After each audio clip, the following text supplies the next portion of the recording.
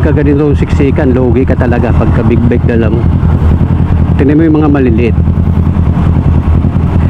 kahit napakasikip pinagkakasya.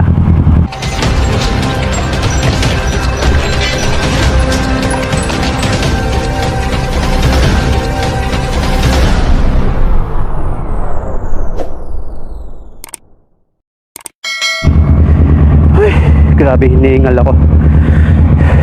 Ang hirap talaga pagka pumarada ka sa dulo tapos meron nakaharang. Ang hirap lumabas. Hihingal ako ah. Yun, good afternoon guys, no? Time check tayo, 1:03 ng tanghali. So pupunta lang ako ng C6 dahil bibili lang tayo ng accessories ng motor, no?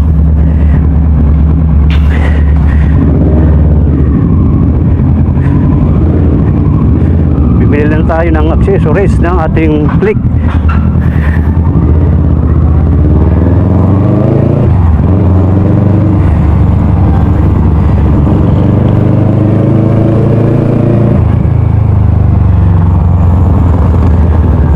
So bibili lang tayo ng side mirror at heat guard ng Honda Click dahil ipaparehistro natin bukas ng umaga or tanghali. Kailangan na kumpleto, walang kulang. Kailangan may side mirror, gumagana lahat ng preno. So C6 tayo dahil medyo, sabi nga nila is mura daw. Pero bali papakita ko na rin sa inyo kung saan nga ba banda sa C6 yung bilihan ng mga piyesa ng motor. Pero pagkatulad natin na taga-tagig lang naman tayo, no? Ang C6 kasi ay part pa ng Taguig yan, no? Papunta na siya ng Taytay, pero pagkakalam ko sako pa rin siya ng Taguig. Traffic, okay, traffic sa part na to dahil sa bandang left side ay eskwalahan po yan. Mali tayo ng pasok, dapat sa kabila tayo. Meron pa kasing truck dun sa unahan yun. So oras ng sundo ngayon kaya maraming tao. Tuturo ko na rin sa inyo kung kayo po ay manggagaling ng C5, ay mag-exit lamang po kayo sa may water pan. Ilalim kayo, then dire-diretso nyo lang yan, tatagos naman kayo ng Hagunoy. Pagdating nyo ng 7-Eleven Hagunoy, didiretso nyo pa yan hanggang dun sa may gilid mismo ng lawa. Alam mo yung Laguna Bay. Pag binaybay mo naman yung C6 ay paglagpas mo ng malaking tulay doon, wala na bang ibang malaking tulay doon, makikita mo na bandang kaliwat kanan naman yun eh. Kaya mapapansin mo agad pagka nanggagaling ka ng C6. Pag kayo naman po ay galing ng Paranaque, Cavite, ano ba? Basta mga part ng south, no? Kung manggagaling kayo doon ay sa may DOST lang po, no? Dadaan kayo ng Bagong Diwa, dire-diretso nyo lang yan. Ang tagos naman yan ay C6, kaya madali lang pong matuntun yan. Walang kahirap-hirap. Medyo mabagal yung sinusundan natin truck. Patay tayo. Ang gas ko ay 1 bar na lang. Right. Nakakatuwa yung mga bata. Pag nakakita sila ng mga ganitong motor, no? Nakakita sila ng big bike, alam mo yung bukang bibig nila, bomba, bomba. So ito yung sinasabi ko sa inyo guys, no? Kung magagaling kayo ng C5, pag diniretso mo yung Hagunoy, ito yung makikita nyo. Meron kayong makikitang 7-Eleven. Yan, kung napapansin nyo dulo, didiretso nyo pa yan.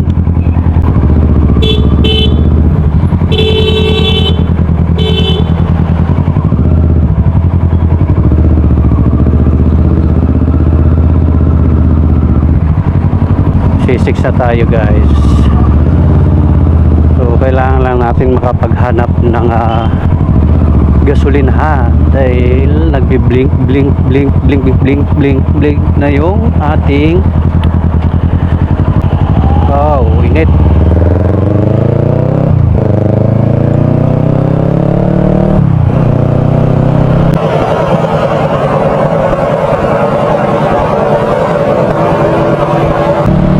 So meron ako napansin dun sa likuran natin, meron pang may nakita akong mga parts ng motor dun.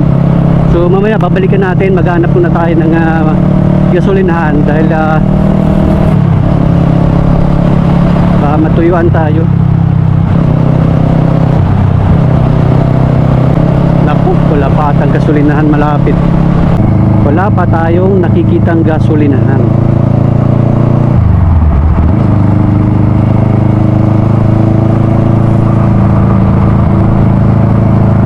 So madali lang naman, no? Pagka andito na kayo sa part ng kalsada na to, ay dire-diretso nyo lang yan hanggang dulo.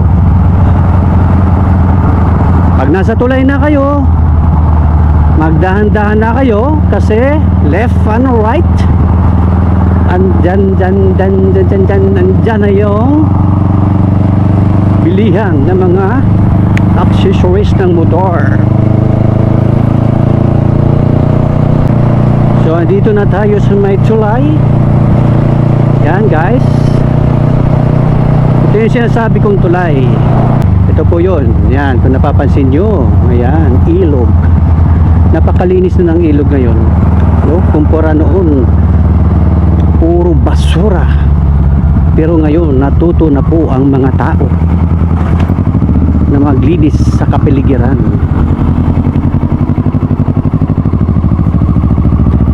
Uunahin muna natin magpagas.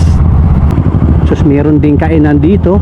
Dati bilihan din pati yan ng mga accessories ng motor, pero ngayon kainan. Napakagaling naman din ang gumawa nito. At dito sa kabila yung accessories ng mga motor, mga helmet, top box, napakaraming magpagpipilian.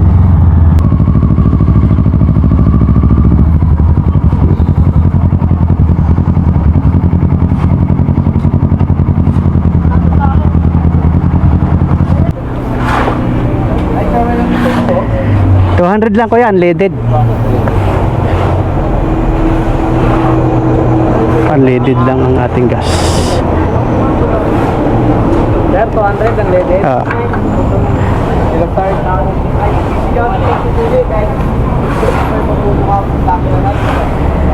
na.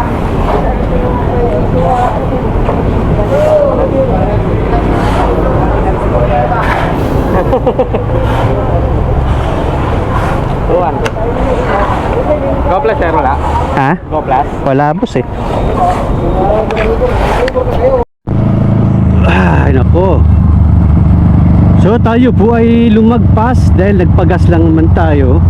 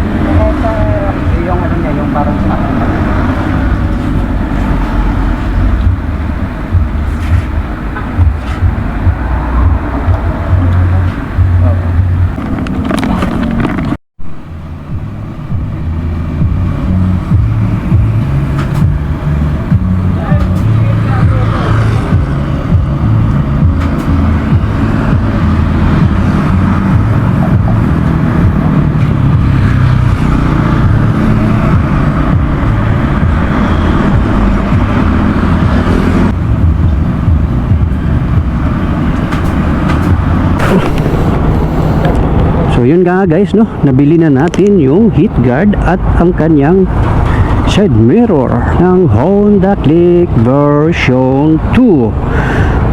So tayo naman ay pauwi na. Pauwi na tayo. Tara, let's go.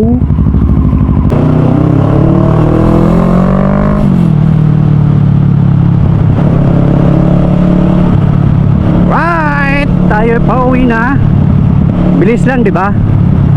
Kasi kung magkakalookan tayo, no, sa may 10th Avenue, mura naman talaga doon. Kailan syempre kukumputin mo 'yan. Yung biyahe mo. Tagig ka pa galing, 'di ba? Yung gas mo, 'di ba? Ganun din. Hindi ka papagod. Ilang pet mo lang ng silinyador mo, nakauwi ka na. Totoo naman talaga. Pagka ganitong siksikan, logi ka talaga pagka big bike dala mo. Tingnan mo yung mga maliliit. Kahit napakasikip, pinagkakasya, hindi na rin kaya.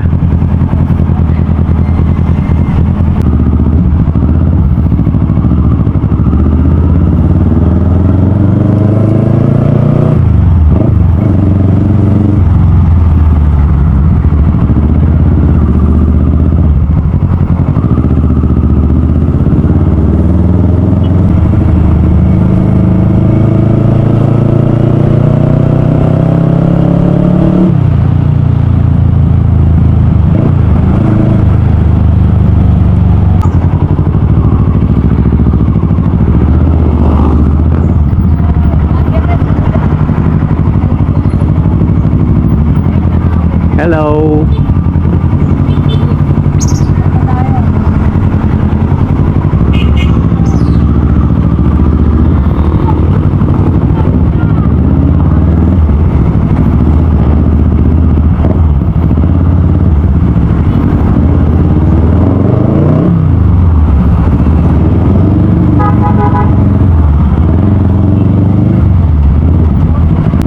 Nakakatuwa yung mga bata, no? Na big bike tapos meron kang camera sa helmet, vlogger ka na. Oh, di ba? Sabay hi. Oh, di ba? Shout out sa inyo mga estudyante. Mag-aral kayong mabuti.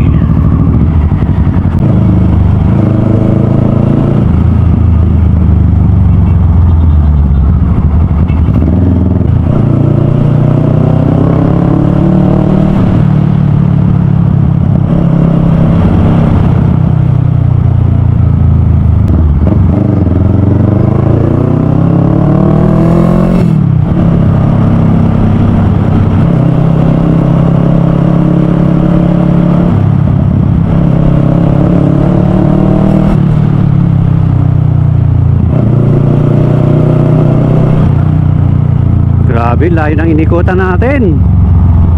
Woo!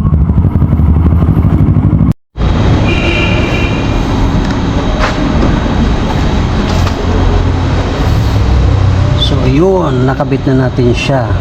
Noon, di ba? Astig. Carbon Lodi. Saka yung side mirror, nakabit na rin natin. Okay. Ayan. Okay na siya. Then bukas paparehistro na natin to. Ayan, wow. Carbon